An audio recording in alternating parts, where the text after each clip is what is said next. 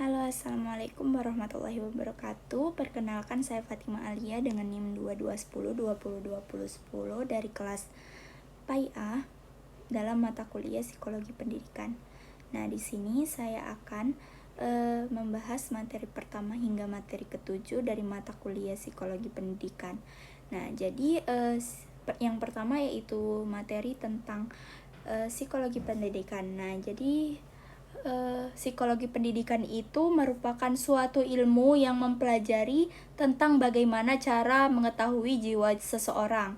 Nah, kemudian psikologi perkembangan itu dirumuskan sebagai ilmu yang membahas tentang gejala jiwa seseorang, baik menyangkut perkembangan atau kemunduran perilaku seseorang sejak masa konsepsi hingga masa dewasa. Nah, lalu psikologi perkembangan itu memiliki faktor yang terbagi menjadi dua. Yang pertama, faktor lingkungan. Nah, jadi faktor lingkungan itu ketika seseorang itu bayi yang baru dilahirkan, ia itu telah membawa gejala macam kemampuan dan kecenderungan mental sebagai potensi awal yang sangat diperlukan untuk perkembangan selanjutnya. Yang kedua yaitu faktor keturunan itu sering disebut dengan faktor genetik. Nah, jadi faktor genetik itu faktor atau sifat yang berasal dari kedua orang tua dan sudah ada sejak seseorang itu sejak masa pembuahan dalam proses genetik. Nah, kemudian dalam perspektif Islam itu perkembangan itu terbagi empat tahapan. Yang pertama, masa pembuahan, yaitu perkembangan seseorang sebelum sel telur dibuahi oleh sel sperma. Kemudian yang kedua yaitu masa prenatal atau perkembangan manusia yang dimulai sejak konsepsi hingga kelahiran, yang terdapat 4 fase di dalamnya. Yang pertama yaitu fase nutfah atau zigot, yang kedua yaitu fase alaqah atau embrio, yang ketiga yaitu fase mudghah atau janin, yang keempat yaitu fase peniupan ruh ke dalam janin. Yang ketiga itu ada masa sejak lahir hingga mati. Masa sejak lahir hingga mati ini dibagi menjadi 6 fase, yaitu fase neonatus, fase kanak-kanak, fase tamyiz, tahap baligh, tahap kearifan dan kebijakan, dan tahap kematian. Kemudian yang keempat yaitu ada masa di akhirat, yaitu diawali dengan peniupan sangkakala dan dibangkitkan ruh setelah hari kiamat. Kemudian ada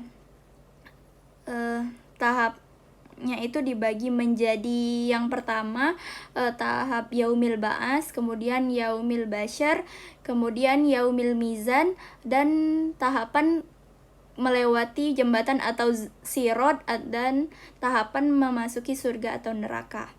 Nah, kemudian belajar. Jadi belajar itu adalah perubahan yang menetap dari tingkah laku dalam kapasitas dalam bertingkah laku yang merupakan hasil dari praktik atau bentuk pengalaman. Nah, kemudian belajar itu diartikan sebagai latihan-latihan pembentukan kebiasaan secara otomatis dan seterusnya. Ciri-ciri belajar yaitu yang pertama terjadi secara sadar, yang kedua yaitu perubahan dalam belajar bersifat fungsional, kemudian bersifat aktif dan positif, yang keempat yaitu bukan bersifat sementara, kemudian yang kelima yaitu bertujuan dan terarah, kemudian yang keenam yaitu mencakup aspek tingkah laku keseluruhan. Jadi ada juga tahapan dalam belajar. Yang pertama yaitu tahapan perhatian atau attentional phase. Kemudian yang kedua yaitu tahap penyimpanan dalam ingatan. Kemudian yang ketiga yaitu tahap reproduksi atau reproduction phase, dan tahap motivation atau motivation phase. Nah, kemudian faktor-faktor yang mempengaruhi belajar terbagi menjadi 2, yaitu faktor yang berasal dari dalam diri atau internal, yang meliputi faktor fisiologi, dan faktor-faktor psikologis. Kemudian faktor yang berasal dari luar atau eksternal, yang meliputi faktor sosial dan faktor non-sosial. Kemudian belajar ini terdapat beberapa gaya. Jadi gaya-gaya belajar yang pertama yaitu gaya auditori, gaya kinestetik. Ada juga beberapa jenis belajar, ada belajar abstrak, keterampilan, belajar sosial, belajar pemecahan masalah, belajar rasional, belajar kebiasaan, belajar apresiasi, dan belajar pengetahuan. Kemudian teori belajar. Jadi teori belajar itu adalah suatu bidang studi yang berupaya memahami bagaimana cara manusia itu belajar dan memperoleh pengetahuan, keterampilan, dan sikap melalui interaksi dengan lingkungan. Kemudian tujuan dari teori belajar yaitu adalah untuk memahami bagaimana orang itu belajar dan mengapa mereka belajar dan bagaimana meningkatkan proses belajar. Teori belajar itu berupaya menjelaskan mekanisme dan faktor yang mempengaruhi perubahan perilaku dan pengetahuan individu. Teori belajar itu terbagi menjadi 3. Yang pertama teori behavioristik yang dikemukakan oleh 3 tokoh. Yang pertama yaitu Ivan Pavlov, kemudian yang kedua yaitu Edward Lee Thorndike, yang ketiga yaitu F. Skinner. Kemudian yang kedua yaitu teori humanisme yang dikemukakan oleh beberapa tokoh. Yang pertama yaitu Abraham Maslow, kemudian yang kedua Carl L. Rogers, kemudian yang ketiga yaitu Arthur Combs.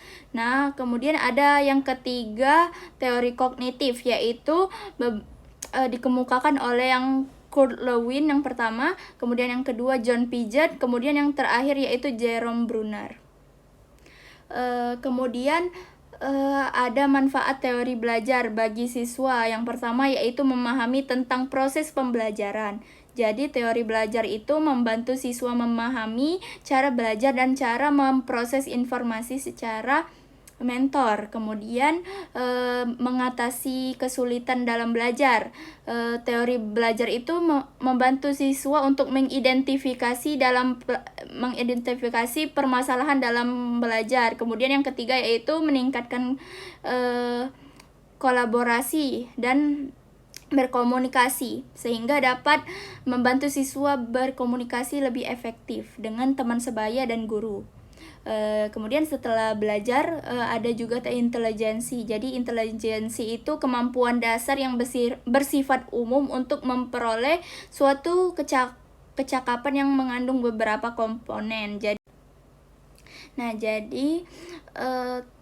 intelijensi itu dapat diartikan juga sebagai suatu kemampuan mental yang dimiliki oleh seseorang untuk mencapai tujuan dan menyelesaikan masalah yang sedang dia hadapi dengan cara belajar dari pengalaman, dengan cara berpikir. Dan dengan demikian, pendidikan itu berperan untuk menggali kecerdasan agar tampak dan mengarahkan agar tidak disalahgunakan dan melatih agar kerjanya efektif dan efisien. Kemudian menurut Bailey ada beberapa faktor yang mempengaruhi intelektual individu. Yang pertama yaitu keturunan, latar belakang sosial dan ekonomi, lingkungan hidup, kondisi fisik, dan iklim emosi. Kemudian macam-macam kecerdasan itu ada yang dilatar belakangi oleh pemahaman Gardner, yaitu bahwa sejatinya setiap manusia itu berhak menjadi orang yang cerdas.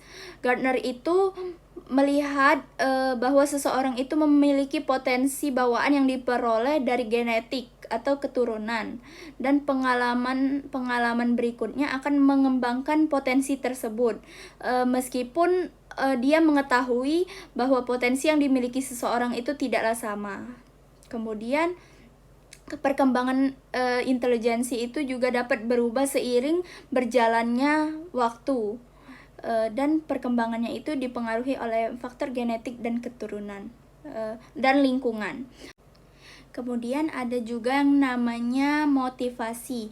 Jadi motivasi itu dorongan yang timbul dari diri seseorang untuk melakukan berbagai usaha dan aktivitas dalam rangka memenuhi kebutuhan untuk mencapai tujuan tertentu. Nah, motivasi yang ada pada diri peserta didik itu memiliki ciri yaitu tekun menghadapi tugas, kemudian ulet menghadapi kesulitan atau tidak lekas putus asa, kemudian memajukan minat terhadap berbagai macam masalah untuk orang dewasa, kemudian lebih senang bekerja mandiri, cepat bosan pada tugas yang rutin atau hal-hal yang bersifat mekanis atau berulang-ulang dengan begitu saja. Kemudian dapat mempertahankan pendapatnya dan tidak mudah melepaskan hal yang ia yakini. Kemudian senang mencari dan menyelesaikan masalah sosial.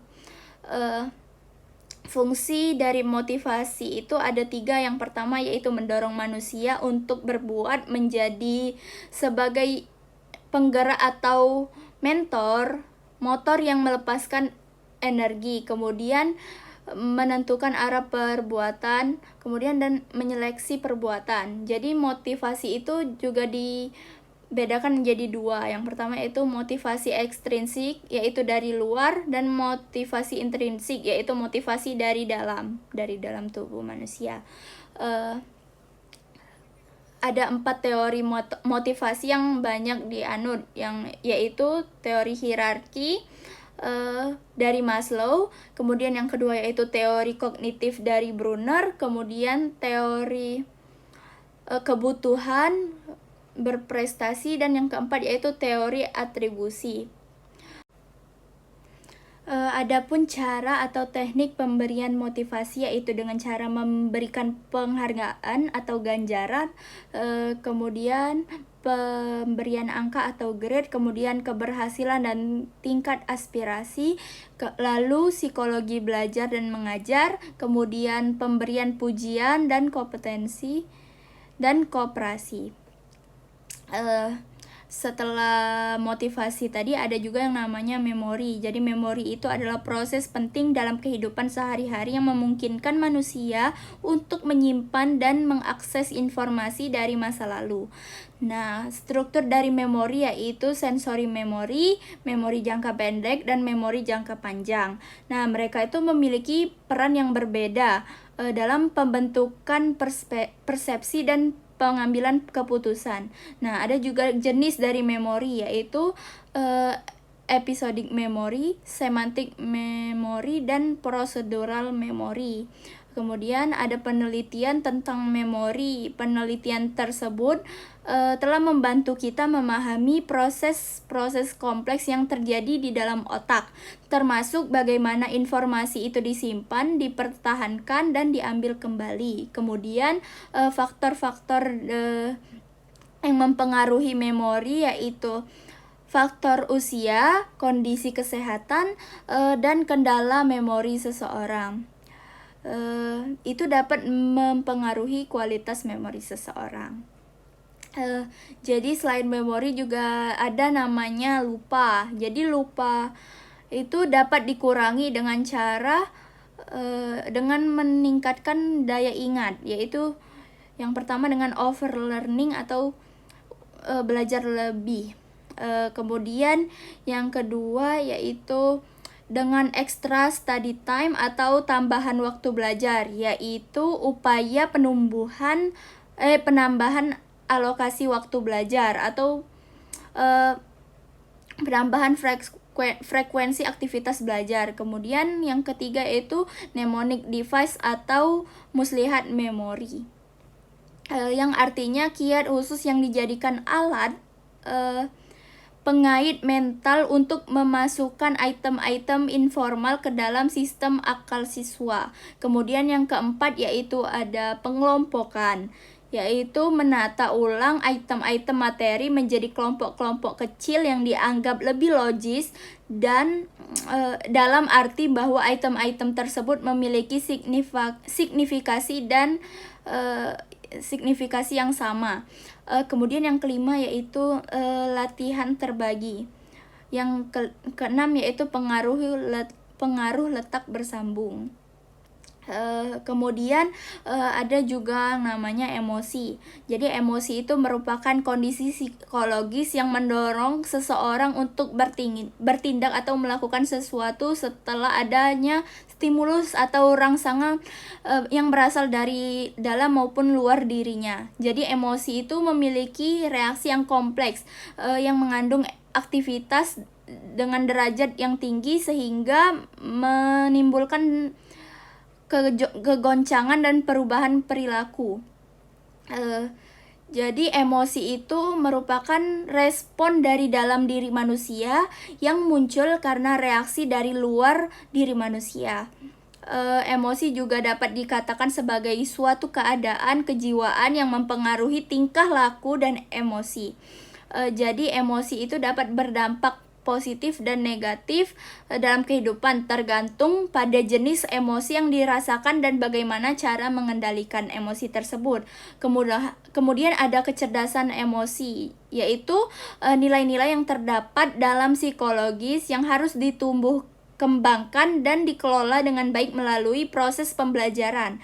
Nah, itu juga diperlukan oleh anak agar menjadi manusia dewasa yang berhasil, tidak semata-mata kecerdasan umum yang sifatnya hanya kognitif saja, akan tetapi tidak kalah penting yaitu kecerdasan emosional tadi. Nah, kecerdasan emosional ini perlu dididik semenjak anak itu masih usia dini melalui naskah pengendalian emosi yang sehat. Kemudian pembelajaran yang berhasil itu haruslah menciptakan emosi yang positif bagi diri anak. Untuk menghasilkan emosi positif tersebut diantaranya yaitu dengan cara mengajarkan nilai-nilai budaya di mana anak itu berada. Kemudian mengembangkan dan mengasah emosi anak yang menonjol. Kemudian memperkenalkan kepada anak tentang emosi dengan cara verbal dan non-verbal. Kemudian dengan cara disiplin yang konsisten. Ajarkan apa ekspresi emosi yang dapat diterima oleh anak. Ajarkan anak tersebut menunjukkan perilaku yang baik dengan cara langsung dan memupuk rasa empati dengan orang lain. Nah, mungkin itu saja yang dapat saya sampaikan dari materi psikologi pendidikan. Jika ada kesalahan kata saya mohon maaf. Terima kasih.